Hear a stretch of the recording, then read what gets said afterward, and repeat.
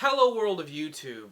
I kind of screwed up this month. I looked at my schedule and realized that I had a pocket to fill once I got back from vacation, and here is that pocket to fill, and I've been kind of torn on what to put in this place. I figured I would do an album reflection because I've really been having fun looking back at these records that I either didn't review by myself or didn't give any full context to my opinion on, and while there was a couple albums I had sort of in the ether, one of which I will definitely shelve and use for a different discussion altogether, one I am now turning into a redacted, and today's subject is an album that I'm actually waiting for to come in the mail.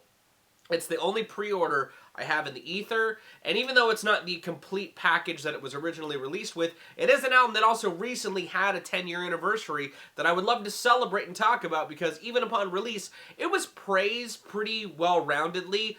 It was seen as sort of another notch in a belt of a string of releases that were considered a hot streak for this artist, but it also was sort of a pivot point for said artist. It was the last of his pre-major label albums to drop, and was sort of a middle piece of what became sort of a trilogy of sorts, and is a great testament in showcasing the artist's ability to write songs and stay within a concept incredibly well. I'm talking about Big KRIT's 10th overall release, but third albums, as it were, that he put out independently. That is the 2012 classic, Forever and a Day. My mama said, "What's up, bitch? How you feel? I dedicate this to them haters that's in my grill. Them dollars." It's funny, you know, while I liked this album a lot when it came out, and I put it on my free albums of the year list of 2012, when I was still doing distinctions between like mixtapes and free albums / stuff that you could pay for, as if that really mattered. I liked this album then, but as the years have gone on, it's almost become an overlap in appreciation to the record that I've always put above it, which is the album that came out before this, Return of Forever. While I like Return of Forever for showcasing KRIT's diversity as an artist, as far as like being able to channel their pockets of what he loves within Southern hip-hop, something that he does incredibly well on the third piece of this trilogy, one of the things that I admire about Forever and a Day is that it still retains a lot of that sort of diversity in loving a Southern hip-hop, while keeping it a lot more concise sonically, and a little more impressive from a songwriting perspective, because this album has this sort of concept or sort of a narrative it wants to tell, while also providing this great consistency in the sonic palette of this project. This album is very smooth. You know, there's lots of saxophones and nice guitars, and the sample choices on here are very, very lush and feel like they're sort of just continuing to cement the listener in the vibe of the record. I love that about it. You know, I love how this album, while it starts and ends with these sort of time clock analogies, you know, he's waking up in the beginning of the record with this great lush drop of Wake Up that has this great sax. You know, that sax comes back up in the lead single to this, Booby Miles. He's also got these lush guitars, like on the outro of Me and My Old School, which has a really good spin of a sample, or on Insomnia, which kind of fits the mood of the song incredibly well. There's some great lush key work, like on Red Eye and on the interlude 504. He's also still got that trunk knocker, hype-inducing production to cut through some of those more mellow, low-key moments to keep the pacing of the record so well intact, like on the title track, Forever and a Day, or on the fucking incredible 1986. The close of the alarm is well-fitting, because that sample hits you like a brick and just keeps you awake. The production on this record, by and large, fantastic. The sample work in general is so... I love the vocal sample chopping on Yesterday and on Me and My Old School. I think that it works incredibly well on Handwritten as well. I think that a lot of this record, by and large, just holds up so incredibly well. Not to say that, again, Return of Forever doesn't, but the conciseness and the consistency within the sonic palette of here, I feel like continues to just impress me and just keep me stuck in this groove as the years have gone on. But on top of keeping it sonically consistent, KRIT makes it all the more compelling with the sequencing in tandem with each track just kind of bleeding really well into each other, by having these themes that almost kind of have a sort of call and response or planting and payoff moments throughout pockets of the track listing. You know, he still gets reflective. You know, he talks about the death of his grandmother and reflecting on that, like on Yesterday, a song that still hits me really, really hard. I love hearing KRIT reflect about that. I think he pulls it off really well. Or when talking about a failed relationship like on Red Eye, a song that comes incredibly well after Sky Club. Again, the imagery in the albums just lend really well to the sequencing. He's got his Cars songs like in 1986 and Me and My Old School being this tribute to Chopped and Screwed style hip-hop. Again, the vocal chopping sample in that, impeccably done. He's got tracks that talk about his come up and his sort of lavishing of the success or the sights that he hopes to reach, like on the title track Forever and a Day. He talks about his urges to want to be famous, like on Temptation, which bleeds really well into Handwritten, sort of the other side of that coin when talking about what successes he has seen so far and how part of his struggle has been trying to break through. You know, he's thankful for Bun B and Ludacris for hopping on the Country Shit remix. He has these sort of slice of life slash thematic motivational songs like on the great lead single Booby Miles, which is a bit of a motivational tune, or tracks like Country Rap Tunes and Package Store, which almost feel like sort of slice of life tracks, or tracks that sort of just see KRIT kind of playing up more of his country southern flavor. On the banger-filled outro, The Alarm, he also gets reflective on his place in the scene and if he'll really be remembered as a king remembered in time. I don't know, it's, again, a lot of the points where he gets reflective or he gets personal, it feels poignant and, again, further cements a lot of the sequencing and well-executed points of the narrative he's trying to spin. When he's waking up, obviously some of his first thoughts may be where things were like yesterday or how life was like not too long ago, and seeing him reflect at the end of his day after talking about his failed relationships and talking about his place in the industry. It makes sense that The Alarm would be a little more self-reflective in that sort of stance. You know, and I think it's interesting, while this album feels very vibey and sits in this sort of vibe-centric pocket, you know, it feels very adjacent to like the smoothness on Kid Cudi. He calls his car a spaceship on this album. He doesn't really dip into weed and like other drinking heavily, you know, adjacent topics all that much on this project. You know, and even when he does, it's not in a completely positive sense. You know, while Me and My Old School has this chopped and screwed vibe, and Down and Out does talk about drinking and smoking and all that sort of stuff, it's more to just get into a headspace that isn't so negatively driven, because it comes after, again, Red Eye, when he's talking about a breakup that he's now turning to, you know, drinking and trying to just sort of get crossfaded to escape his own negative thoughts. You know, it's not necessarily all roses when he's talking about it, which I think is kind of bold in a sense. While all of that is great, and it all sort of embodies where KRIT was already at with his records, KRIT Was Here and Return of Forever, all the three of these records have incredible production. KRIT just knocked it out of the park with the beats on here. The songwriting is also aces when he wants to shine on it. He does tributes to a lot of the stuff that he loves in his own way very well.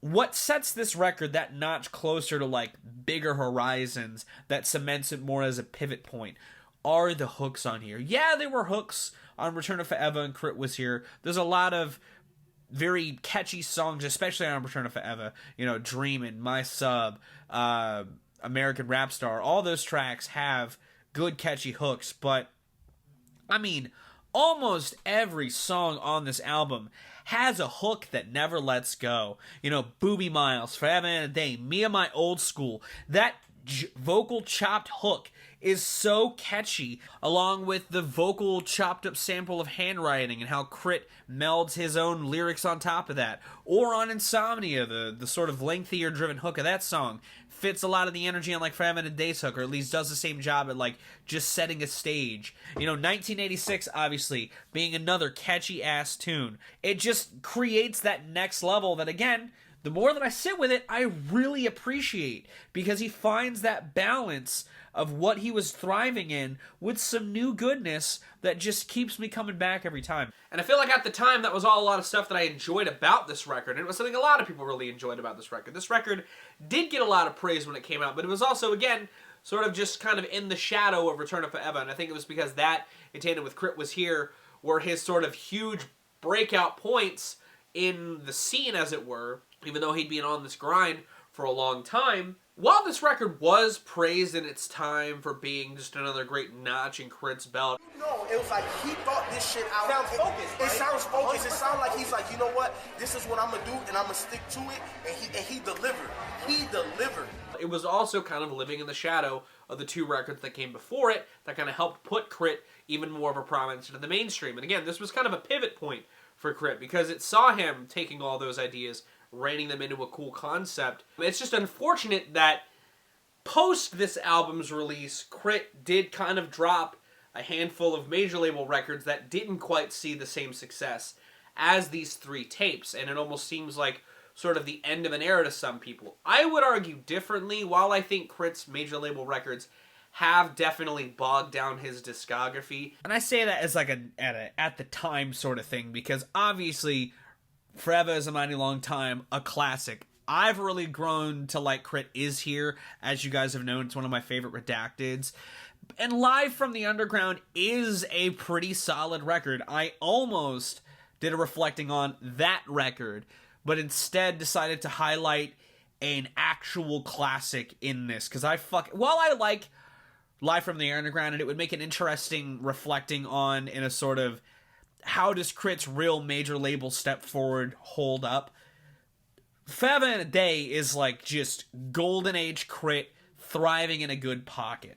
his mixtape game, even after this point, has been pretty well done. You know, I like the follow-up to this that he did, King Remembered in Time. I also think that, again, as time has gone on, I look back upon this record even more fondly than the two records that this follows it, because I think it's just a more well-harnessed experience. Hell, when KRIT re-released this, Return to Forever, King Remembered in Time, and It's Better This Way on streaming platforms last year, and announced that he was doing a vinyl release of all of them, while initially I thought I'd be torn on which I wanted to buy, I ultimately settled on this record over Return to Forever, because while I like Return to Forever a lot, and I think that the original mixtape is so very good, there's too much of it missing that I don't like. And while I can add a lot of it in sort of redacted mode in a playlist fashion, and while Forever in a Day is still missing a handful of cuts from the original on the re-release, the re-release of Forever in a Day flows a lot better than the re-release of Return to Forever.